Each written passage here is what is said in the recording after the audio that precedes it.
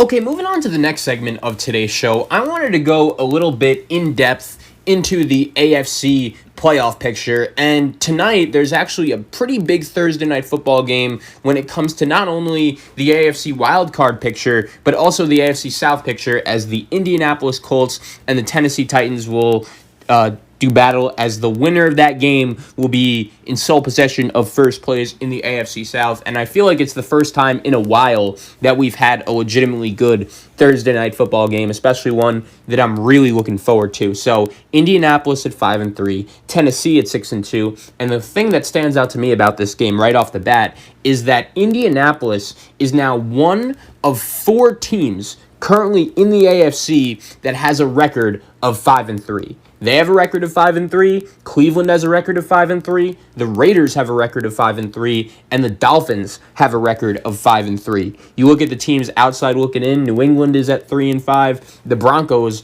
are at 3-5, and then really anything worse than that, the Texans, the Jags, the Bengals, the Chargers, the Jets. Unfortunately, I don't really think any of those teams have a legitimate shot to make the playoffs right now. But looking at the teams in the AFC, a lot of people have asked me, Zach, out of those 4 teams that I've just named, the Raiders, the Dolphins, the Browns, and the Colts, which team do you give the best chance to eventually get into the AFC playoffs, and why? And the first team I want to give a quick shout out to is the team that right now is currently sitting in 6th place in the AFC playoff picture, and that is the Las Vegas Raiders. And the reason why the Raiders have the advantage right now over a Dolphins team, over a Browns team, and over a Colts team is the tiebreaker of aspect of all this when you consider the fact that the Raiders, right now do have a win over the Chiefs. They have a win over the Chargers. They have a win over the Browns. And the crazy thing that stands out to me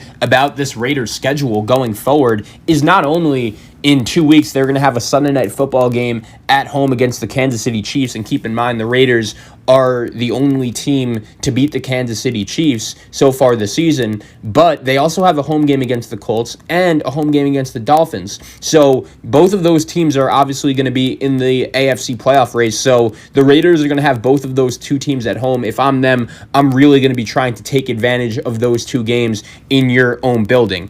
I really trust the Raiders offense. I really like the way Derek Carr has been playing. Josh Jacobs running the ball. Henry Ruggs hasn't even made that big of an impact yet. He's hit on a couple deep balls, but I think once he gets a little more used to what John Gruden is doing in that system, the Raiders are just going to get better and better and better. The problem with the Raiders right now is their defense. They gave up 26 points to the Chargers. Now, luckily, they did make that last minute stand in order to clinch the victory, but at the same time, they're 30th in the league in DVOA, which is a defensive metric I put a lot of value in. And the Raiders' defense is not good. In order for this team to succeed, they're really going to need their defense to be better. And the Raiders already have a road win over the Cleveland Browns. They already have a road win over the Kansas City Chiefs. And I do think there is a lot of potential for this Raider team. They're just going to have to play better on the defensive side of the ball in order for them to succeed.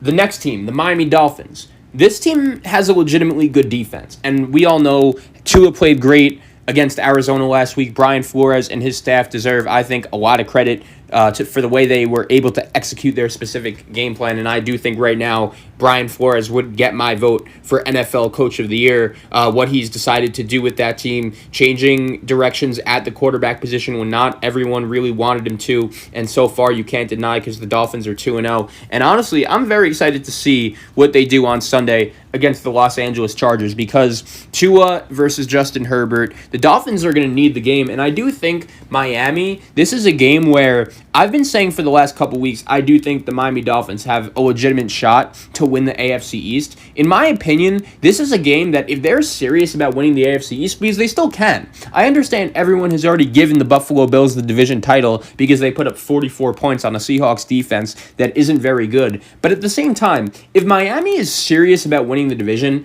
this game against the Chargers is a game you have to have, because even though I love Justin Herbert and he's been phenomenal so far, I think we could all agree the Miami Dolphins are at home and they're significantly the better coach team. I would rather have Brian Flores leading my team over Anthony Lynn any day of the week, and I'm just tired of watching the Chargers and then just watching this guy punt on every 4th and 1, and I do think that job next season is going to be very, very highly coveted. But if Miami's serious about winning the division, this is a game they're going to have to win. They're a little banged up right now with their skill position guys, Gaskin and Preston Williams. But, hey, Tua has developed some nice chemistry with Devontae Parker. They have Mike Gesicki.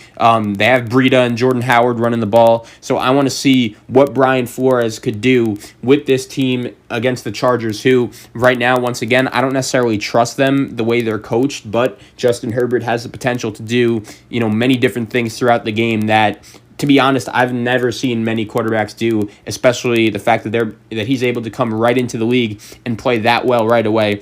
I think he deserves a lot of props for that. But Dolphins-Chargers, Sunday at 4:05 Eastern. That's going to be an awesome game. Really looking forward to that one. The next team I wanted to talk about in terms of the 5-3 teams that I feel like because they're coming off of bye week, a lot of people have forgot about them in a sense, which is pretty crazy because I feel like they're always a team that people like to talk about, and that is the Cleveland Browns. And it's weird because Cleveland, in the beginning of the season when they were winning games and people were saying that, okay, they're winning games, but I don't know, Baker Mayfield still isn't playing well, I don't love them going forward. And even though that could all be true, Cleveland right now, they're in a good spot because their schedule just is not hard at all. And even though right now, if you ask me, Zach, who is the better team, Cleveland or Miami? Or Zach, right now, who is the better team, Cleveland or the Raiders? I think even though I'd want to say Miami looks better than Cleveland and the Raiders look better than Cleveland, I don't necessarily know how much that means, just because I don't know if Cleveland is going to be I don't know how Cleveland isn't going to make the playoffs, because look at their schedule. Home against Houston, that's a game you should win. Home against Philadelphia, that's a game you should win. At the Jaguars, that's a game you should win. So the next 3 games for Cleveland, they have to go 2-1 minimum. And if they could go 2-0 or 3-0 in this stretch against Houston, Philly, both of those games at home, and then at Jacksonville, then that would show me a little more faith in this Cleveland team. But at the same time, they then go to Tennessee, host Baltimore, have the 2 New York teams, and then end the season at home against the Pittsburgh Steelers. So an opportunity is in front of the Cleveland Browns. The question is, are they going to be able to take advantage of it? Because right now, the AFC playoff picture is very crowded, and I didn't necessarily expect that to be the case before this season started, just because I did feel like there were a lot of unknowns in the AFC. Miami, to me, was an unknown. The Raiders, to me, were an unknown. I didn't necessarily know if their offense was going to be able to outscore their defense. Cleveland was even an unknown, and I picked them making the playoffs, but we know everything that went down with this team last year. I obviously didn't expect Tennessee to be as good. We've spoken a lot about that on this show. Same thing could be said about the Miami Dolphins. Didn't expect them to be this good at all. So those guys deserve a lot of credit. But at the same time, when we are trying to determine who is going to be the 2 or 3 wildcard teams in the AFC, I do believe that we have to take schedule into account, because that's going to have a lot to do with it. Cleveland, if they could go 3-0 in their next 3 games, all games that really on paper they should win, then they're going to have a pretty good chance to make the playoffs.